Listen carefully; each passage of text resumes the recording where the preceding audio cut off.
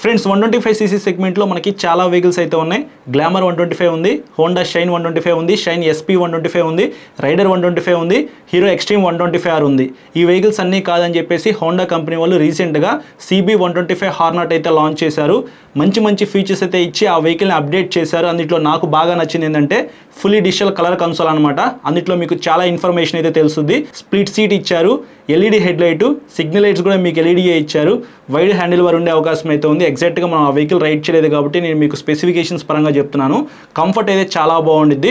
Shine SP 125 ఏదైతే engine ఉందో same అదే ఇంజిన్, కాకపోతే కొంచెం బూస్ట్ చేశారనమాట పెర్ఫార్మెన్స్ ఎక్కువ ఉండటానికి. అన్నిటికంటే నాకు బాగా నచ్చింది ఏంటంటే డిజైన్ అనమాట.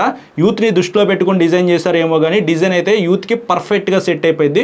హోండా వెహికల్స్ అంటేనే రిలయబిలిటీ ఎక్కువ ఉండిద్ది, ప్రైస్ తక్కువ ఉండిద్ది. చూడాలి ఈ వెహికల్కి సంబంధించిన ప్రైస్ అయితే ఇంకా హోండా కంపెనీ వాళ్ళు రివీల్ చేయలేదు. వన్స్ రివీల్ చేస్తే మన ఛానల్లో అప్డేట్ చేస్తాను. ఎవరైనా ఆ వెహికల్కి సంబంధించిన ఎగ్జాక్ట్గా స్పెసిఫికేషన్స్ తెలుసుకోవాలి అని అనుకుంటే కింద కనిపిస్తున్న లింక్ క్లిక్ చేశారనుకోండి మీకు ఫుల్ వీడియో ఓపెన్ అవుతుంది.